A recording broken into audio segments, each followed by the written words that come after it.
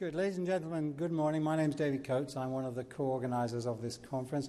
I'd like to welcome you to the first of 4 sessions today, which will then culminate in the showing of Crossing Arizona this evening. I hope you find the day to your value, and I will ask my colleague, Peter Siavelis, if he will formally begin this session. Welcome. It's good to see you all. This morning's panel is entitled Immigration Flows in Time and Space.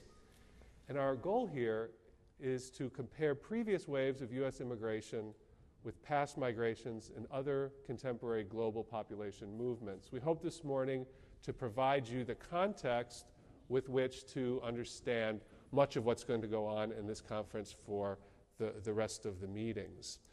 To do this, we're joined by 2 very distinguished panelists that are very much the top analysts in their fields. Mark Miller is the Emma Smith Morris Professor of Political Science and International Relations in the Department of Political Science and International Relations at the University of Delaware.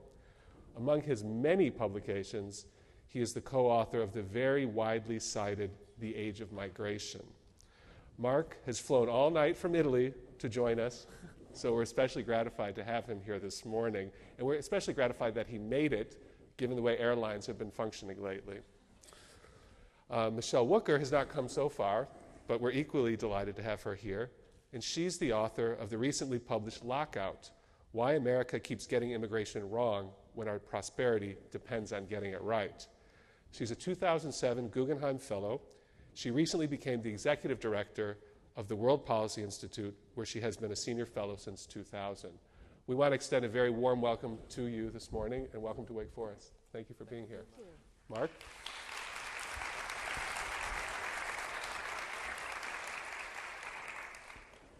Thank you very much. I'm very happy to be here at the home of the Demon Deacons. It's really a pleasure. I greatly admire your university. Well, my job is to contextualize the subject matter of this conference, which is migration between the United States and Mexico. And I think I'm happy to announce that my co-author, Stephen Castles, and I have drafted the 4th edition of The Age of Migration.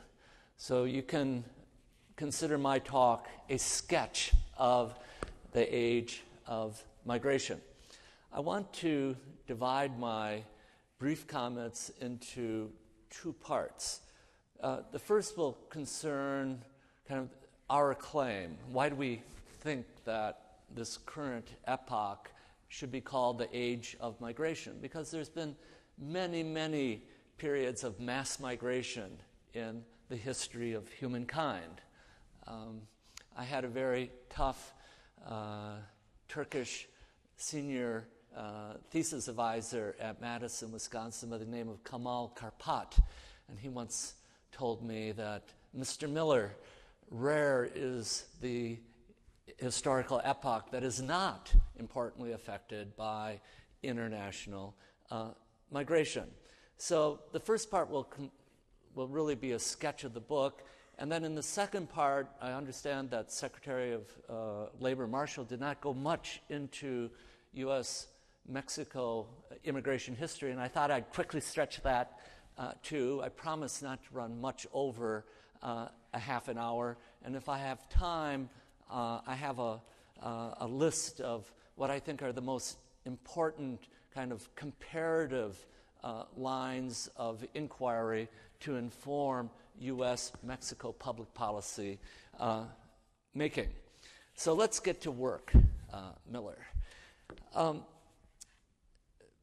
Migration has always occurred, and I'll just mention a few of the major episodes that we perhaps can talk about at greater length later on. I always begin with my students with the end of the Western Roman Empire, which was a period of enormous mass migration, and most historians agree that one of the causes for the collapse of the Western Roman Empire, but not the only one, was in fact the vast Volkerwanderung, the people migrations, the tribal migrations from the Eurasian steppe. The vast Eurasian steppe, of course, will bring about vast migrations that affect the Indian Peninsula, China, the Middle East, and Europe for centuries and centuries. Most Europeans, of course, have an Asian genetic imprint. There's a few exceptions, like the Basques.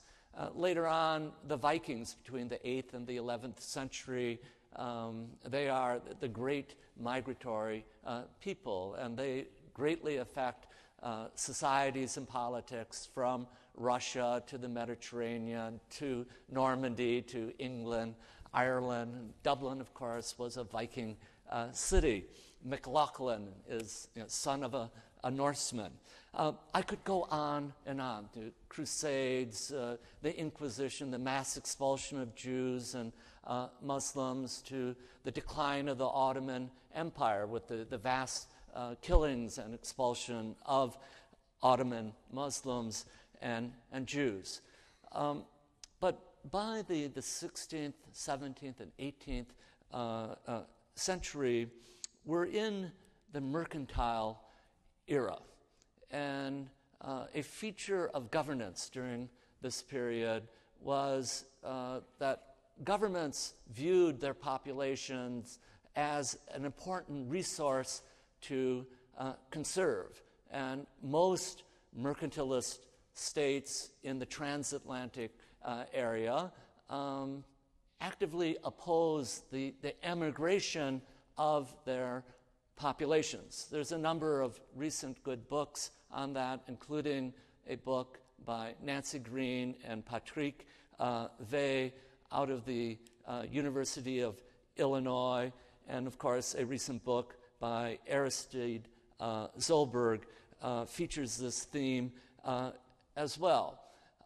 So in the 17th and 18th centuries, in the transatlantic space, governments like the British government were leery of letting their populations go.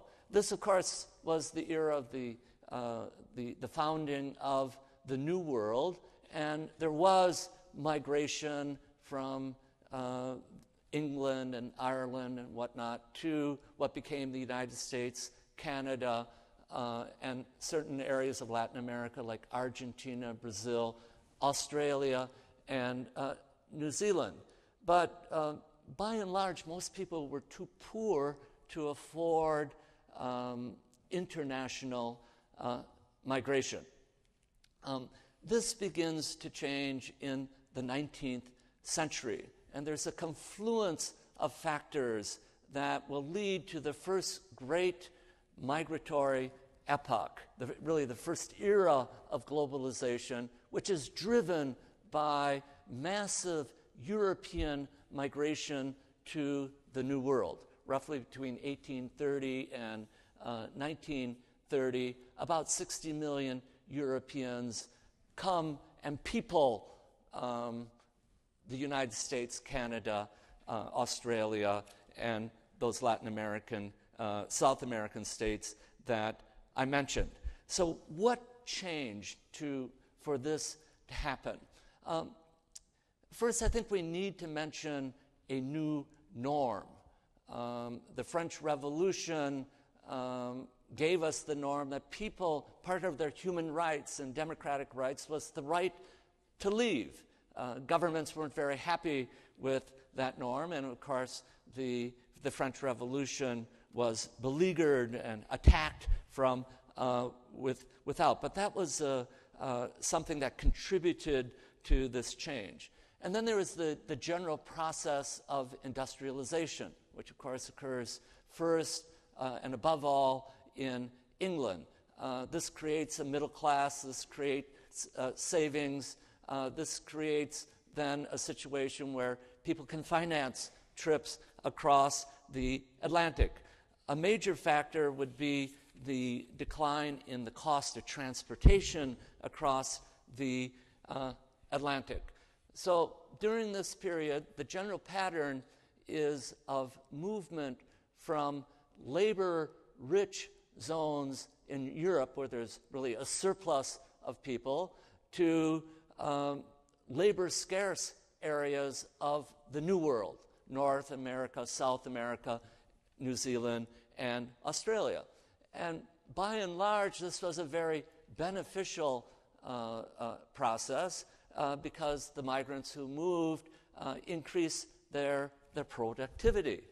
They earned more money. And this process then brings millions of people. Here in the United States, we made no secret about our desire to attract European migrants. This was a white European republic. We had a vision that all of the area from the East Coast to the West Coast belonged to us given to us by God, as it were. It was a messianic vision that has much to do with colonialism and imperialism, and of course usurped the rights of the Native Americans. But this process went on up until the interwar period. And then, to use the words of Roger Daniels, the golden door began to be closed. There was a reaction against immigration. Immigration is beneficial, but it also has uneven distributional, that's the fatigue setting in, effects. And we set up a select commission in 1907 to study those effects. The commission was influenced by racialist and eugenicist ideas, and the Dillingham Commission will make proposals to greatly reduce immigration.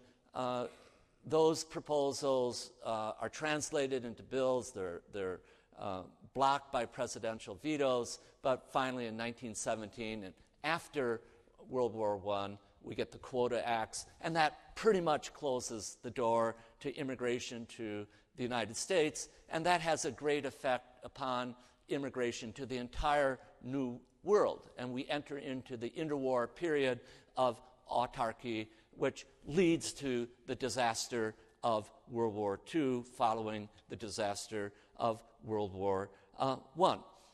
So moving very quickly, after World War II, the door begins to open again. A pair of authors by the name of Hatton and Williamson, in a very important book called International Migration in the Global Economy, argue that 5 things precipitate what Castles and Miller call the age of migration. The first is the monumental shift first identified by the Argentinian scholars, the husband and wife Lattis and Lattis. Circa 1970, Latin America goes from a net importer of people to a net exporter of people. And today it remains a net exporter. And basically that's because Latin American growth does not keep up with North American and also European growth, so that you have next exportation of people largely to North America, but in recent years also to Southern Europe, Italy, Portugal, and Spain. So that's the first big shift. The second big shift is the virtual drying up of emigration from Northern, Western, and Southern Europe to North America and the New World. As late as 1965, our Congress, enlightened as it is, would reform our immigration law with the idea that post-1965 would be largely European. But of course, that was not the case. That was not the first and only miscalculation by our Congress. In fact, that's the pattern. The pattern is for miscalculation and unexpected outcomes, as we'll see, I think, in coming days. A third important point was the emergence of new zones of migration. It's only after 1965 that we get truly global migration, and even the involvement of Africans. Prior to, back during that first era of globalization, Africans largely did not participate in international migration. They may have moved internationally, but they stayed within the continent of Africa for the most part, and that was because of the poverty constraint. The fourth major change that occurs is the development of a major locus of migration in the Middle East. These are the Gulf states, the oil-rich Gulf states, which bring in millions and millions and millions of temporary foreign workers, particularly from India and Pakistan. A final point that Hatton and Williamson makes involves Eastern Europe. With the collapse of communist systems, you get a large out-migration. And so East Europeans flood into Western Europe and Southern Europe and North America and some other places as well. But be careful. I'm just back from Poland and the Ukraine, and though Poland is going through what we call migration transition. That is to say, it's being transformed very rapidly from a country characterized by emigration abroad to becoming an immigration land in its own right. So Castles and Miller identify 6 general tendencies that define, as it were, the age of migration. The first is the globalization of migration. All areas of the world are greatly involved in international migration. The second is the increased volume of migration. We think, according to UN statistics, that there's roughly 200 million international migrants today. That's only 2 or 3% of the total world population. But most people around the world are now directly affected by international migration in one way or another. And this is something new. It's a global phenomenon affecting everybody, but we should be clear that international migration is not inexorable. It can be reduced, and it has been reduced in certain circumstances. The third feature is the increasing complexity of migration. Countries no longer are just guest worker receiving countries or lands of emigration. Most countries have multiple forms of migration. There's great complexity involved in migration policy, and that is different than what we think than what prevailed beforehand. Feminization of migration, well, there's always been women in migration, but now we have flows that are almost entirely made up of women, like female domestic workers in the Middle East.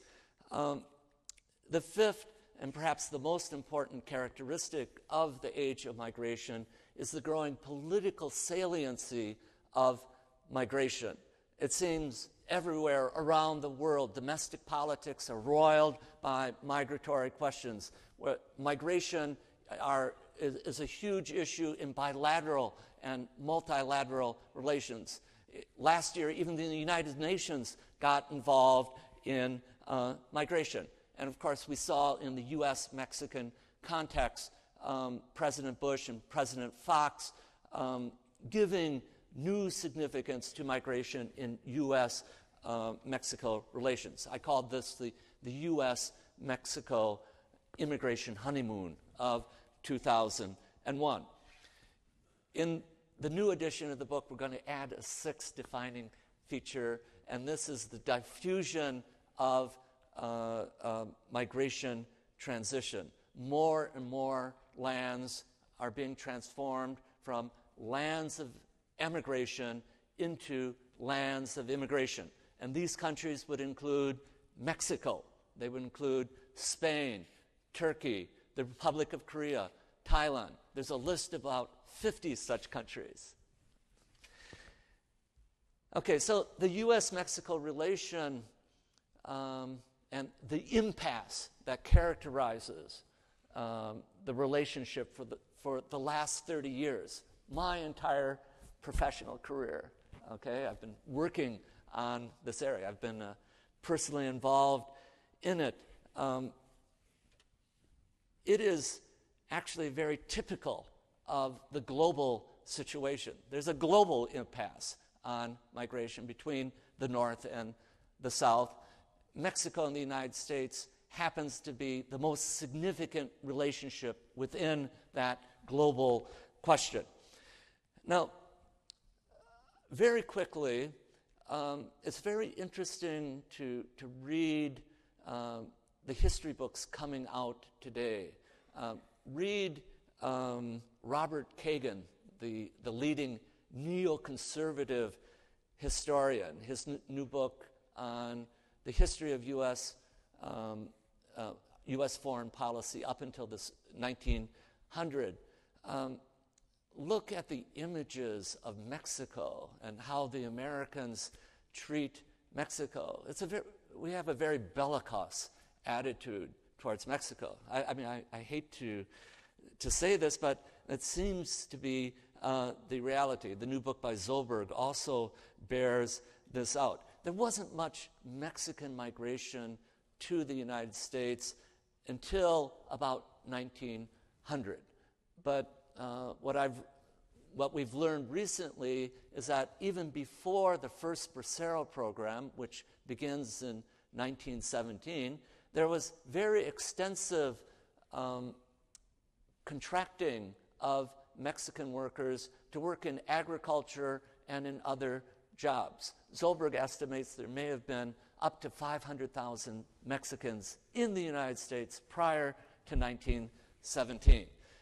In the First World War, the Secretary of Labor waives the Foreign Act forbidding contract labor, and we begin to recruit Mexicans because of a perceived labor shortage due to the war. This is the first Bracero policy. It's very important for us to understand that the U.S. government really initiated Mexican labor migration to the United States. Later on in the 1930s, there will be a repatriation of Mexicans that doesn't figure very importantly in our U.S. history books, but which took place.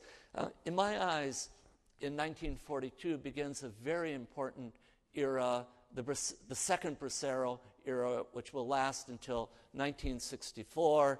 During that time period, about 5 million Mexican workers are admitted to temporary jobs in the United States. At the same time, about 7 million Mexican workers are removed from the United States. There's so much to talk about. I'll just mention in passing something that's largely forgotten today, is that during the first Bracero program, the Mexican government proposed that the United States government adopt what are called employer sanctions. That is to say, laws to penalize illegal employment of aliens, because so many Texas growers were ignoring the terms of the bilateral agreement. So Mexico hoped that employer sanctions would increase compliance with the terms of the bilateral agreement. This became a cause célèbre for progressives in the United States. And in 1952, the two houses of Congress adopted employer sanctions in the bills. But the bills went to a committee, and Lyndon Baines Johnson headed that committee, and he rewrote the law to make sure that employers were not punishable. And so this is called the Texas Proviso to the INA of 1952. And it was not illegal for employers in the United States to hire aliens who were unauthorized to work in the United States until 1986. By the 1970s, there's growing concern over illegal Mexican migration to the United States. We set up a select commission headed by Father Hesburgh of Notre Dame to make recommendations to Congress, and that commission recommends that we, a kind of a carrot and stick approach, that we legalize illegal persons in the United States, but that we create a credible employer sanction regime after the legalization, the carrot and the stick. And amongst the recommendations was that there should be introduced a counterfeit-resistant employment eligibility document. That was recommended by the Select Commission. It was ignored by Congress. There was intense opposition to employer sanctions. We didn't get a law adopted until 1986. That law legalized 3 million aliens, most of whom were Mexicans, but we never got a credible employer sanction regime. It was aborted, really, from the beginning. That was the deal. Congress did not consummate it. Congress did not carry it through, and basically, IRCA never had a chance of curbing illegal migration.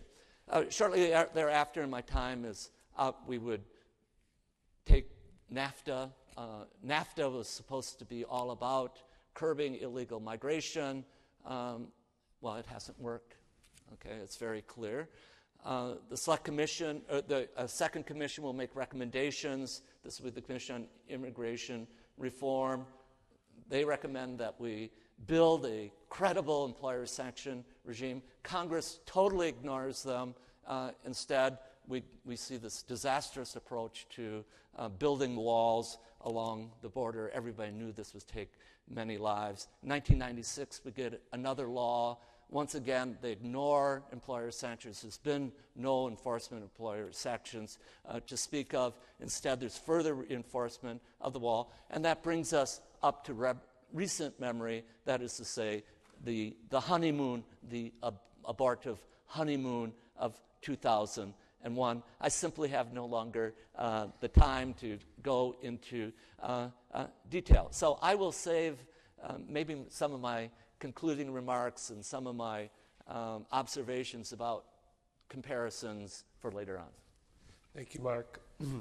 It's a fantastic contextual background for us to sort of set the stage for the rest of the conference. I did want to note, also I failed to note in my introductory comments, we will have a question and answer session following the presentation, so we'd like to encourage a lot of interchange.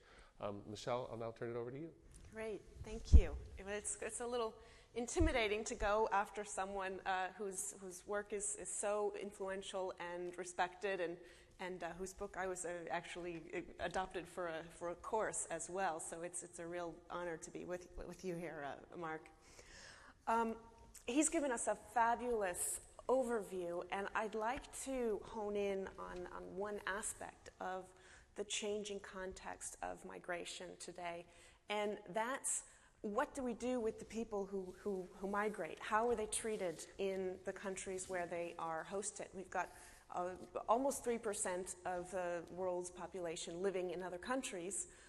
In places like the United States, about 12% of the population here is foreign-born. About 4% don't have any papers.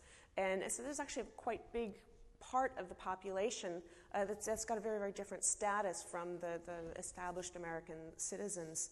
And I'd like to talk a little bit about the implications of that for this country, and also about the struggles that other countries are dealing with around the world. Who is a citizen? How do you decide who's a citizen? What's the line between what a citizen has the rights to and that a non-citizen has rights to? And this is actually a huge, huge dilemma around the world. Countries are adopting all sorts of ways of dealing with this question, some of them quite unusual, and it would be very surprising to Americans. Talking about this issue, I often find people say, well, this is what citizenship is about, and that's the way it is.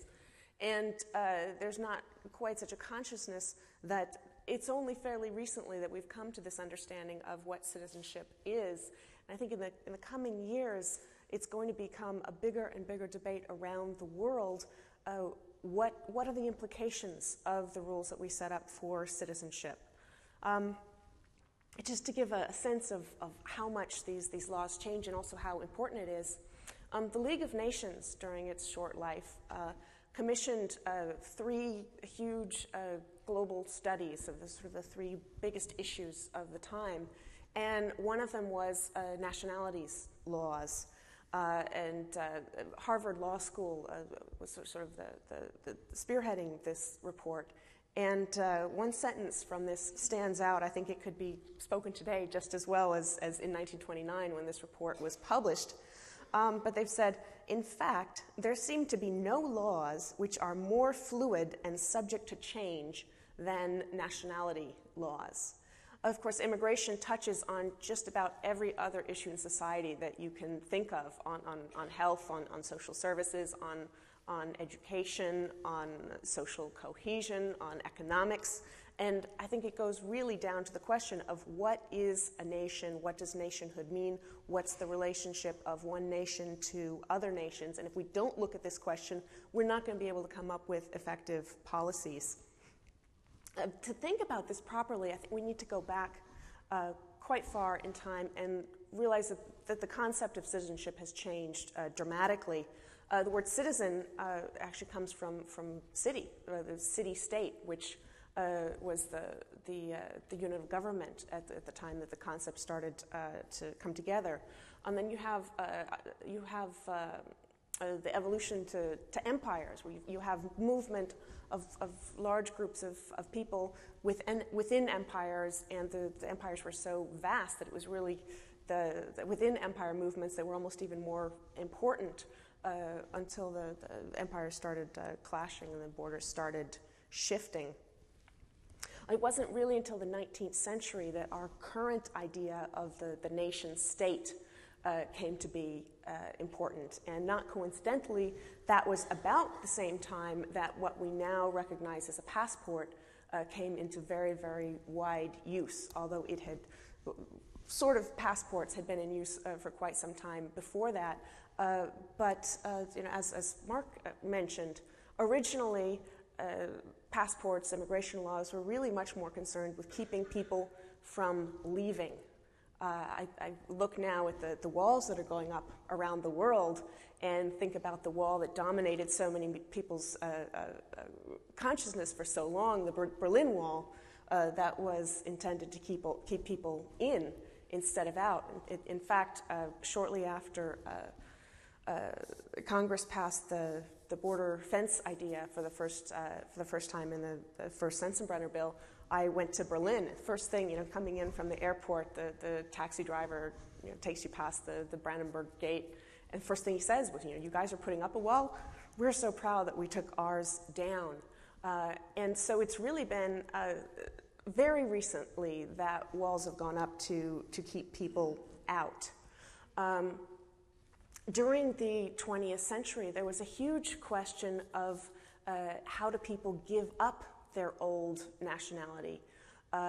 During the First World War, there was a lot of concern in the United States over the largest minority in the States at that time who were technically subjects of the Austro-Hungarian Empire, at which we, of course, were at war.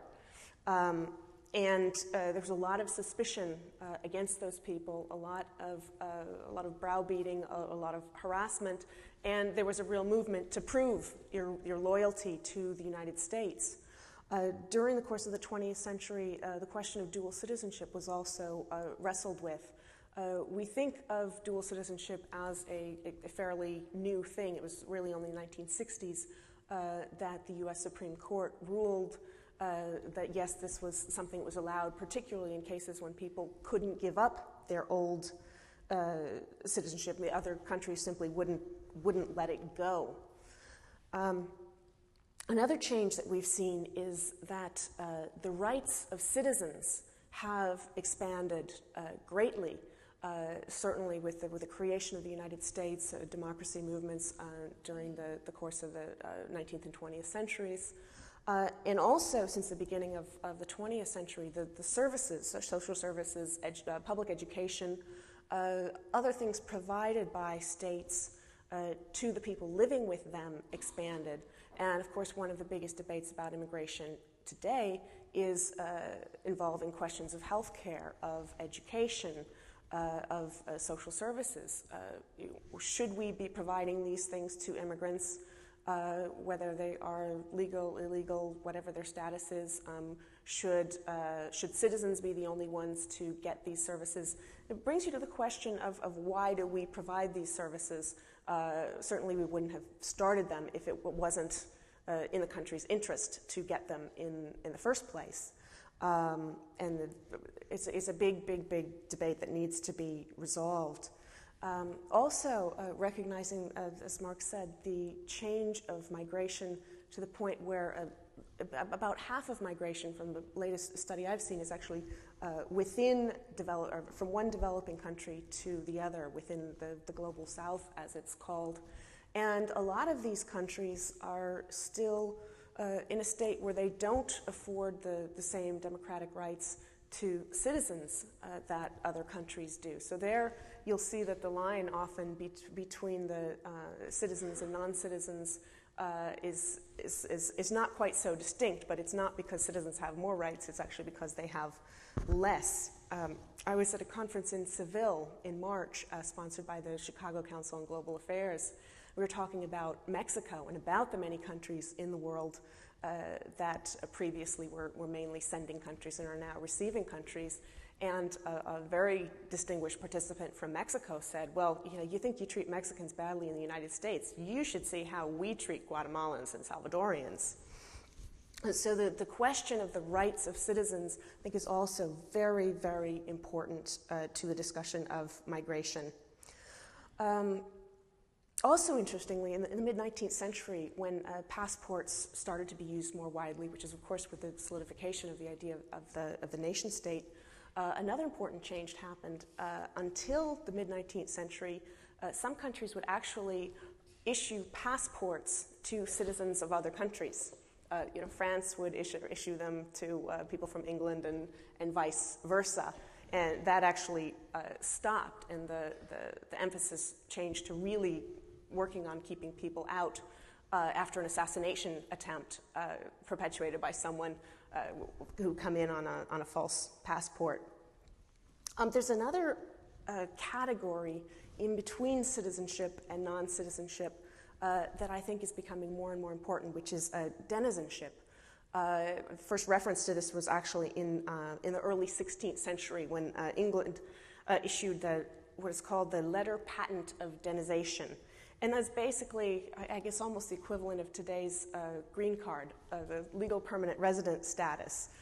Is for foreigners, giving them a certain sort of privileged status that is more than non-citizens, less than citizens. Today, you see with mass migration, large categories of people who are denizens, children who are born abroad to emigres, refugees and asylees, guest workers, other long-term workers. We've seen the expansion of this sort of third category of people who are not going to be allowed to naturalize. They're never going to be allowed to belong completely, yet they're still allowed to be present. How are countries dealing with some of these issues? I thought I'd share with you some of the solutions, some in one direction, some in the other one around the world, and some of the discussions that are going on. They're very, very similar to some of the discussions we're having in the United States, although with different solutions. Germany, as many of you know, from the 50s on, had a very extensive guest worker program with the idea people would come temporarily and then they would go back, many of them, to Turkey. And from that, people came to understand that there's nothing more permanent than a temporary worker. Germany has been thinking hard about this lately, recently changed their laws to start making it possible for the children of some of these guest workers to become German citizens. They unfortunately found that participation has not been what they would like. In many cases, it's because of very, very practical issues, like whether people want to be able to inherit land in their home country or not, This is a question in the United States for a lot of Latin Americans whose countries have been very aggressive since the early 1990s in offering dual citizenship, in trying to re-engage people who have left. There are questions of when you fly back to your home country, you might be charged a higher entry tax if you are not a citizen of that country. You might not be allowed to invest in a business. You might not be allowed to own land. And so this is actually a practical matter for many people. In the United States, it's the opposite. As this country has talked about restricting the benefits that are offered to legal immigrants, some people are becoming citizens either out of fear or out of practicality. Certainly some of the changes in our regime have made people much more vulnerable to mishaps, such as I've heard of people who have been wrongly accused of shoplifting, were told by their attorneys that it was much easier to just plead guilty, get away with a little slap on the fist. It would be much cheaper financially than to fight something, even though people were innocent. People would do that before 1996 when the laws changed, and retroactively we imposed rules that if you're convicted of a crime of a certain level, you are going to be deported. So a lot of people are really becoming citizens out of fear, and we really need to ask ourselves: do we want people to become citizens because they feel like they're Americans, because they're part of the country, or because they're just looking at it as a practical matter? The former colonies, the British Empire, saw some of their citizens' rights revoked, sort of from the 60s on, and many of those countries also are seeing emigration, people who go off to the United States who grow up in a very different culture and want to come back, and they've set up systems to prevent some of those people from coming back, and have set up a very interesting arrangement whereby being a citizen is only an administrative measure. It means the right to carry a British Overseas Territory passport, but you can actually be a citizen. For example, some of these the emigres hold this passport. They're technically citizens, but they're actually not allowed to vote in many places in the English-speaking Caribbean, because to vote you have to be something called a belonger, and that's more like what most of us think of as a citizen. With dual citizenship, you're seeing a lot of very interesting new forms of political participation. A lot of my original work was in the Dominican Republic, and when I went down to cover some of the elections as a journalist, I would go down to the hotel, to the breakfast buffet in the morning, and sit down next to people who I knew from New York City as state assemblymen, city council members. Half of New York City was down there, and interestingly, it was the people who were most involved in civil society and political participation in New York City who were also most involved in the political life in the countries of origin. I interviewed a sitting city council member in Hackensack, New Jersey, who was Colombian. In Colombia, fairly recently established a seat in its Senate that was reserved for people from the diaspora population. And so he actually made a lot of news by running for that seat while he was a sitting council member in New Jersey. Although when I talked to him about it, he says, I never would have done it if I had any idea that I might have won, which of course he didn't. He said, I just was shocked that so few other Colombians stood up and wanted to run for that office, so I did it really to shame them into participating. It would have been a very big surprise if he had won, but this raises a lot of issues for dual citizens who might hold office in other countries. A lot of implications for allegiance, loyalties, if there's any sort of conflict of interest between the two countries. A lot of emigres from the United States to the United States have returned to their countries of origin and held very important political offices. The Lithuanian president in 1997 was actually a former United States government official. overseas absentee voting, which is something that Americans have taken for granted for a very, very long time, is quite new in a lot of countries. Dominican Republic, Mexico, Ecuador, the Philippines have only recently begun to allow it. Some countries have gone even further. Colombia, as I mentioned, and Cape Verde reserve seats in their national legislatures for dual citizens. In 2006, Italians who were living abroad elected 12 deputies and 6 senators who were their offices were specifically created to represent areas of the world that were outside of Italy. At the same time, there's a question of how do you make someone become a citizen? You're seeing many more countries, particularly in the last few years, adopting citizenship tests, much like the United States has had for a long time. Interestingly, you read a lot about the new citizenship test in this country. That's been quite controversial because of its change in concept. Some people think it's going to be more difficult than the previous tests. If you look at the evolution of the test, it's very interesting. At the very beginning, it was all the regional immigration officials who were allowed to decide, often with a little palm greasing or other irregular measures, who was allowed to come in and naturalize. So to prevent that, a set of questions were instituted in a lot of these places. And in the 80s, Washington pulled all these questions together into a big batch, the 100 questions, some of which were quite ridiculous. One of them was, what form did you fill out in order to apply for naturalization? Which I thought was an amazing judge of your ability and your commitment to the United States and your suitability as the United States citizen. My understanding was that was put in there to make it easy. It's sort of a judge of English. And some of them were trick questions, actually. I'd ask all my academic friends, what were the original 13 states? And everyone was like, Massachusetts, I don't know. Turns out the answer was simply the 13 colonies, which no one who I knew, no Americans actually got. But there's a lot of debate. UK has a new test. They're actually talking about applying the test to legal permanent residents as well. Even for legal permanent residents, you're seeing many, many more rules. 6 biggest European nations recently decided to create an integration contract. So if you want to come and become a legal permanent resident or their equivalent of it, you've got to sign this.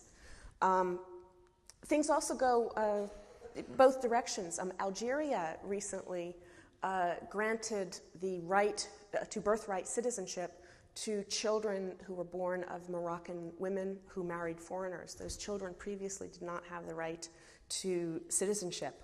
Across Europe, also across the United States, there's been an increase in discussion of, and in many cases, the granting of rights to non-citizens to vote.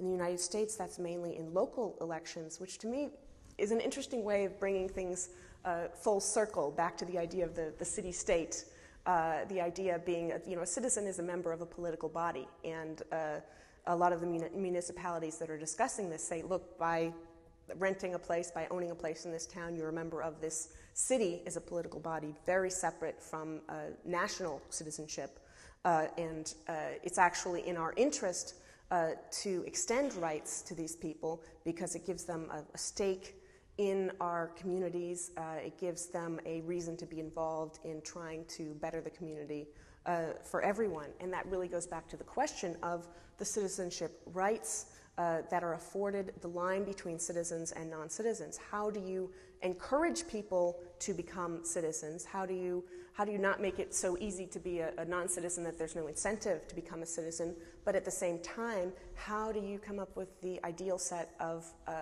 policies so that everyone who's living in your country, particularly when you have 12% or there's some countries with 30% or more foreign-born, how do you ensure that they participate and have a stake in getting things better?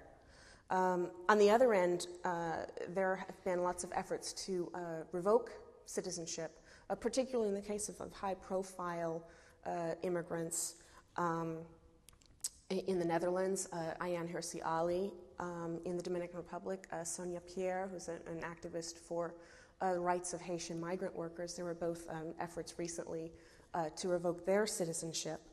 In very weak states, and this going back to the question of the rights that are afforded to citizens versus those of non-citizens, particularly in Africa, in very troubled places, like Côte d'Ivoire, Democratic Republic of Congo, you see efforts to try to deny the citizenship of people whose families have been there for generations but are members of ethnic nationalities.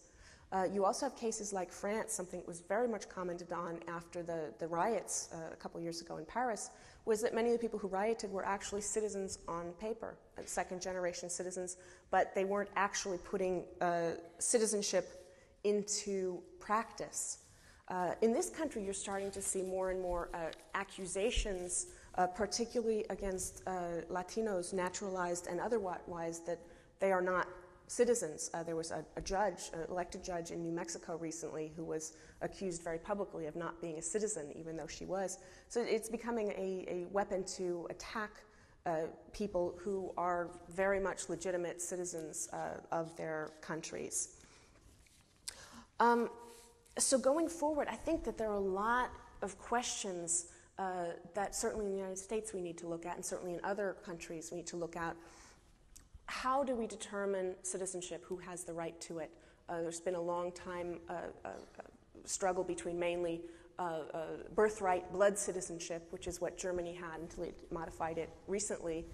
There's certainly been some talk in the United States about denying birthright citizenship, particularly to the children of unauthorized immigrants.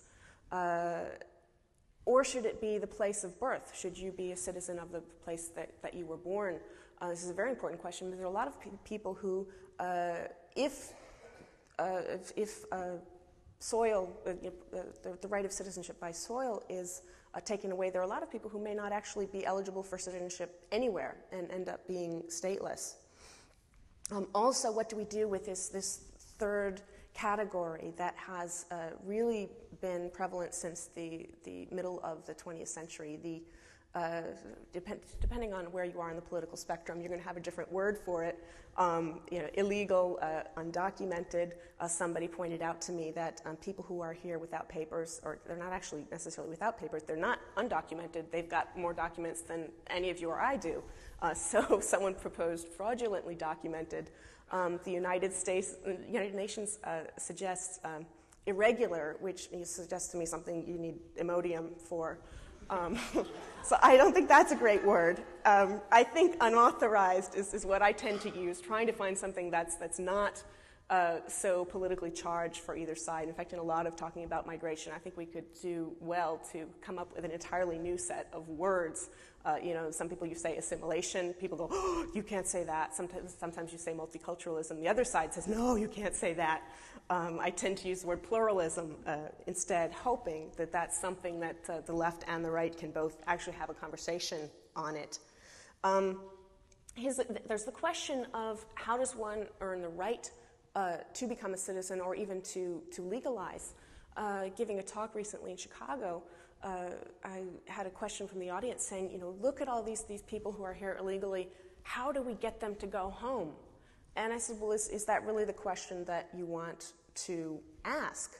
The question that you ask is who do we want to be part of our communities? What are the criteria? If you have someone who has been an active part of the community, contributing, upstanding, trying to make things better, isn't that the criterion that you really want to use for whether somebody should be here legally or not, or a citizen or whatever? I think our real criteria for citizenship need to reflect back on citizenship by Americans.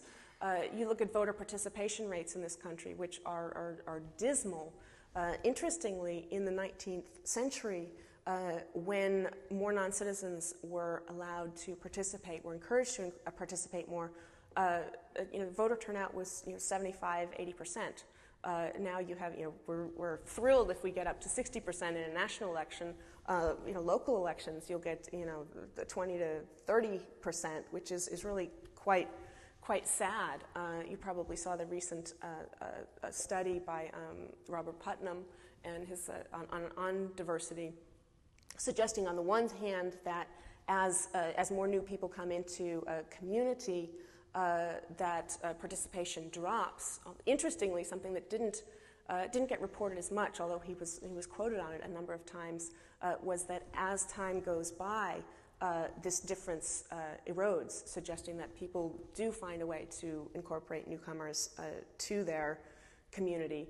But his previous work certainly focused on how Americans are bowling alone, how there's much less community participation, and that's a real issue I think we've got to resolve for native-born citizens if we're going to properly address how we want to deal with newcomers.